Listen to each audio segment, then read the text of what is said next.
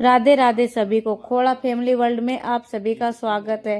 कल हवन में जो पंडित जी ने ज्ञानवर्धक कथा सुनाई थी वो आप लोगों के साथ शेयर कर रही हूँ, शायद आपको भी अच्छा लगे। चलो कथा सुनते हैं। चोरी की, पूरी जिंदगी भर चोरी निकल गई। एक जगह भगवान श्री नारायण की कथा आचमन हो रही थी। बोले हे भगवान की कथा हो रही है, तो वो चोरी करके जब जा रहा था तो उसने कहा तो भगवान का नाम लिया जा रहा है और मुझे तो भगवान से सुनना ही नहीं है, फिर कैसे होगा। अपने कानों में उन्होंने एक रुई लगाई। अब बोले हे भगवान का तो मुझे नाम से चिढ़ रहे है, परमात्मा का नाम लेने से मुझे ईर्षा पैदा होती है, घृणा पैदा होती है। और ये दुनिया कितना पाखंडी है, दुनिया को इस तरीके से बोलते थे।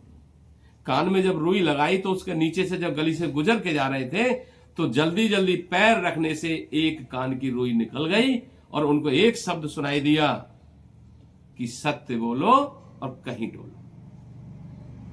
और ये बात को उसके कान में सुना और घर चला गया और सोचने लगा पूरी रात कि दुनिया पागल है जब मैं पागल हूं। क्या है? उन्हें कहे सत्यता बहुत जरूरी है कि सत्य बोलो और कहीं डोलो। आज से हम चोरी बंद और झूठ बंद, चोरी करेंगे मगर सच बोल के करेंगे। उसने फैसला ले लिया।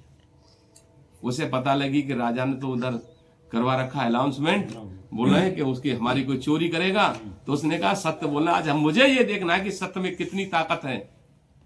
वो चला जाता है, उस राज्य में गया, देखा भाई राजा ने क्या घोषणा की है।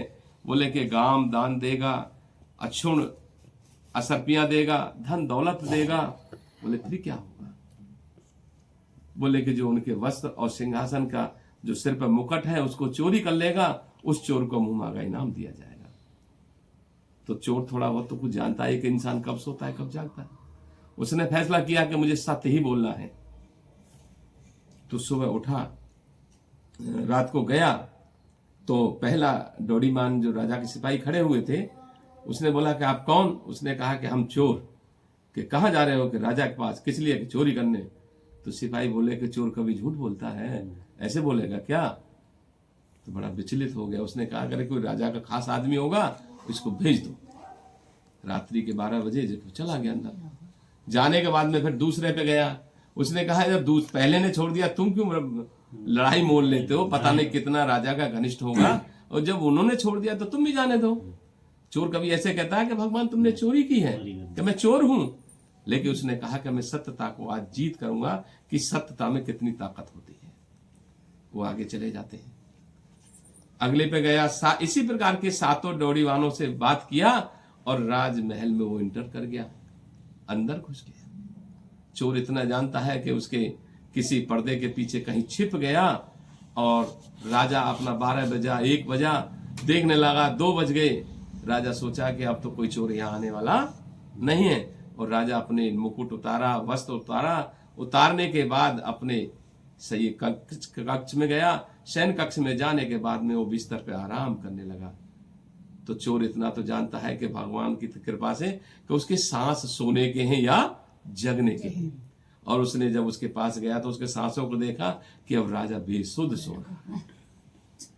तभी उसने उसका श्रृंगार, मुकुट, वस्त्र, आभूषण सब पहने और तलवार खंजर हाथ में लेकर के राजा बोले कि सुबह उठने से पहले निकल लेते हैं। चोर ने सोचा कि राजा जब उठेगा उससे पहले तो हम निकल लेते हैं।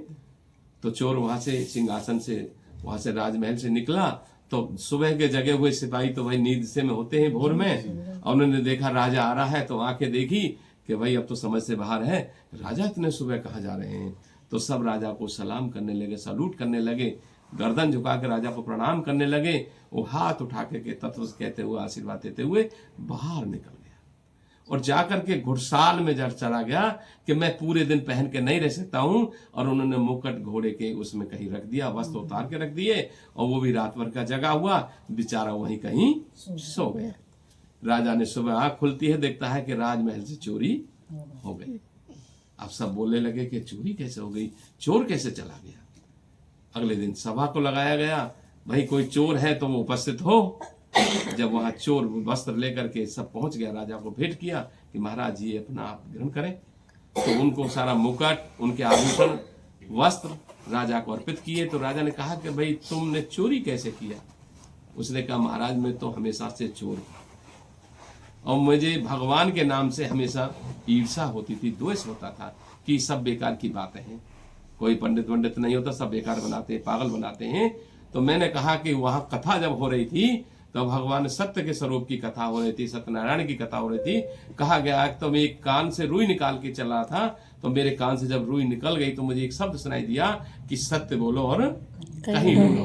तो मैंने महाराज उस सत्य को आज आजमाया है और आज मैंने चोरी कर ली। तो मैं समझ गया कि वास्तव में सत्य में बहुत बड़ी ताकत है।